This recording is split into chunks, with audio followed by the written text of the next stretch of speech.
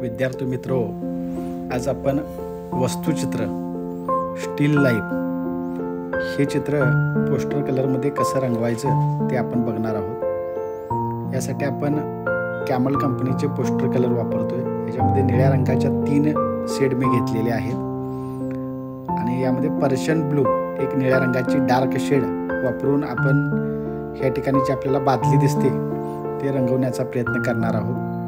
सुरुवातीला आपण निळ्या रंगाची फिकी रंगछटा घेतलेली आहे।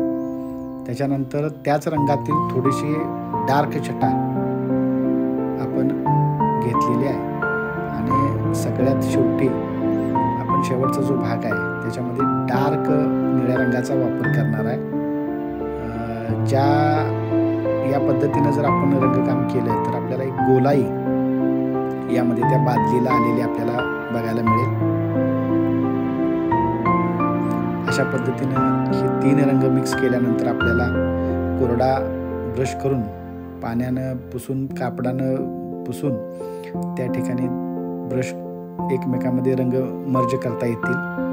आता बादलीची जी काठ आहे थोडीशी आपण डार्क दाखवते। यामध्ये सुद्धा आपण निळ्याच रंगाच्या 3 छटांचा वापर केलेला आहे।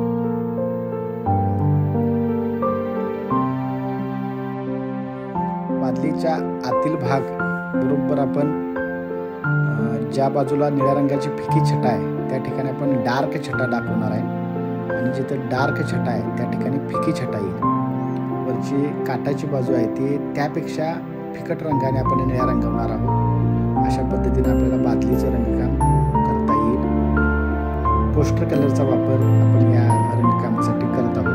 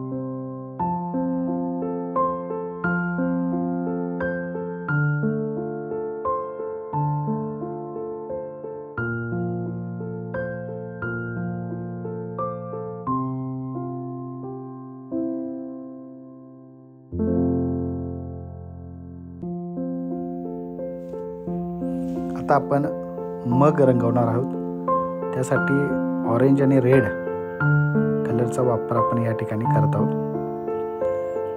बादली ज्या पद्धतीने रंगवले तशाच पद्धतीनं एक फिकी छटा, मध्यम रंगाची छटा आणि एक गडद रंगाची छटा या 3 रंगांचा वापर आपण हा जार रंगवण्यासाठी करत आहोत।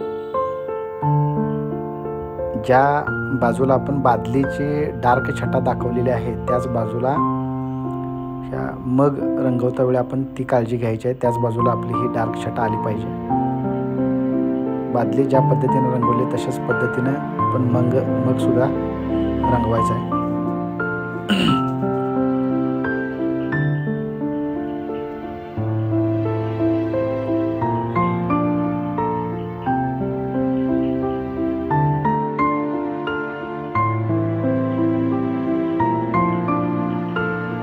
जारचा काटाकडचा जो भाग आहे तो थोड्याशा गडद आणि छोट्या ब्रशनं या ठिकाणी आपल्याला दाखवायचा आहे। 3 प्रकारचे ब्रश या रंगकामासाठी आपल्याला लागतील। एक मोठा मध्यम आकाराचा आणि एक सगळ्यात छोटा पॉइंटचा ब्रश आपण ज्याला म्हणतो त्याचा वापर आपल्याला या ठिकाणी करायचा आहे। काटाचा भाग हा सगळ्यात लाईट आपल्याला दाखवावा लागेल। अतिशय फिक्या रंगाची छटा त्यासाठी आपण वापरणार आहोत।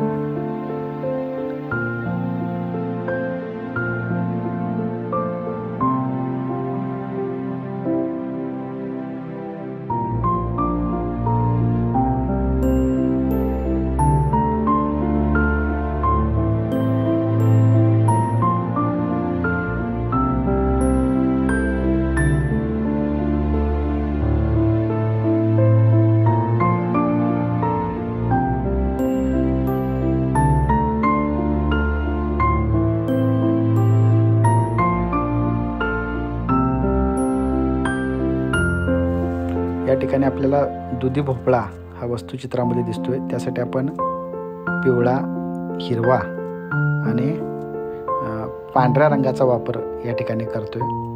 पिवळ्या रंगामध्ये थोडासा पांढरा रंग घेऊन या ठिकाणी हा भोपळ्याचा जो भाग आहे यामध्ये जास्त पांढरा वापरा या ठिकाणी आपण रंगवून घेतोय. मध्यम आकाराचा ब्रश हे चित्र रंगवण्यासाठी मी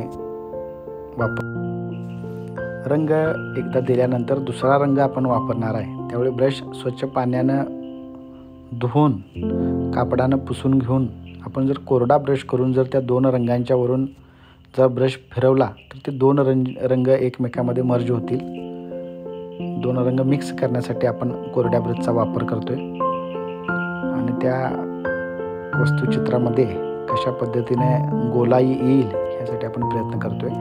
आणखीन यामध्ये आपण हिरव्या रंगामध्येच थोडीशी डार्क शेड काढून आपण त्याचाही वापर हा दुधी भोपळा रंगवण्यासाठी करतोय. आणि ह्या 3 रंग जर आपल्याला करता आले, एक फिकी, डार्क आणि मध्यम आकाराची शेड जर आपण करता आले तर त्या चित्रामध्ये आपल्याला थोडीशी डेप्थ किंवा गोलाई आपल्याला बघायला मिळेल. आता आपण बादलीच्या आतून जे कापड आलेले आहे ते कापड रंगवतो. यासाठी सुद्धा आपण व्हायलेट रंग घेतलेला आहे. यामध्ये सुद्धा 3 शेड आपल्याला करायचे आहेत. एक डार्क, मध्यम आकाराचे आणि एक सगळ्यात फिकट आकाराचे. या 3 रंगाच्या शेडचा वापर करून आपण हे चित्र रंगवतो.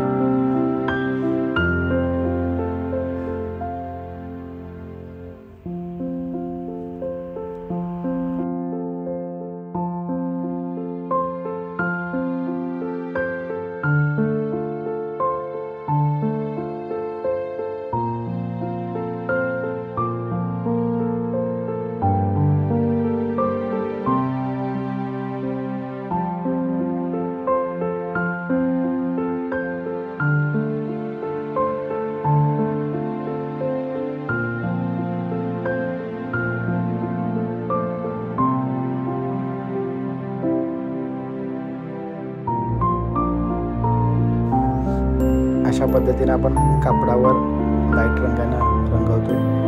आता जो बादलीच्या खालच्या बाजूला जे आपल्याला कापड आहे ते थोडंसं आपण पिवळ्या रंगामध्ये ते रंगवतोय. सुरुवातीला वरचा जो भाग आहे तो अतिशय फेंट रंगाने आपल्याला रंगवून घ्यायचा आहे. त्यासाठी आपण पांढरा रंग पिवळ्या रंगामध्ये वापरला आहे. आणखीन आपल्याला तो रंग फेंट करायचा आहे.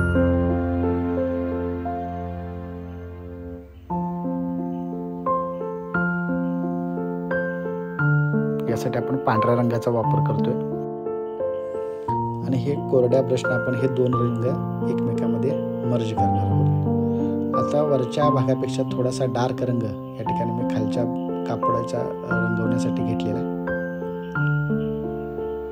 पूर्ण त्यातीलच डार्क शेड काढून त्या ठिकाणी कापडाला आपण घडी दाखवतोय. एकमेकांमध्ये मर्ज करून घ्यायचं आहे पाण्यानं ब्रश पुसून.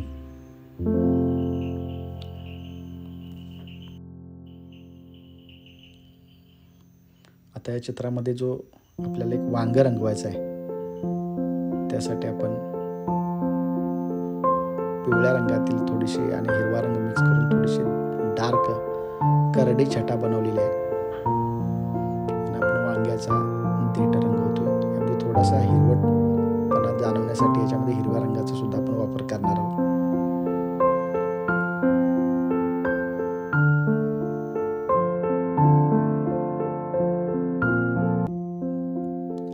जर पोस्टर कलरचा वापर करायचा असेल तर त्याच्यातल्या 3 छटा करता यायला हव्यात. आपल्याला फेंट रंग बनवण्यासाठी आपण पांढऱ्या रंगाचा वापर करणार आहोत आणि डार्क छटा बनवण्यासाठी आपण काळ्या रंगाचा वापर करतो. या 3 छटा जर आपल्याला करता आल्या तर अतिशय चांगल्या पद्धतीनं पोस्टर कलरमध्ये हे वस्तुचित्राचं रंगकाम होऊ शकतं. वांगा आपण रंगवून पूर्ण करतोय.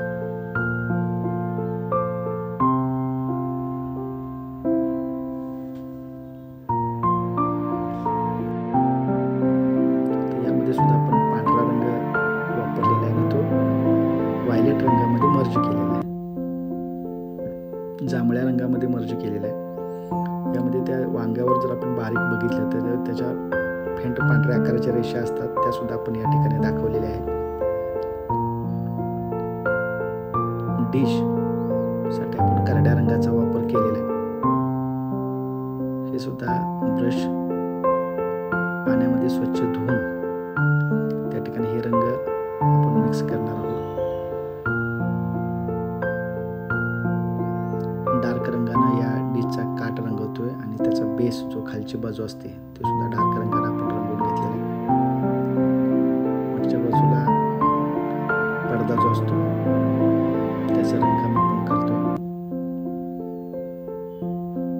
आणि पूर्ण झाल्यानंतर हे अशा पद्धतीने आपल्याला पाठीमागच्या पडद्यावरच्या घड्या सुद्धा दाखवायच्या आहेत.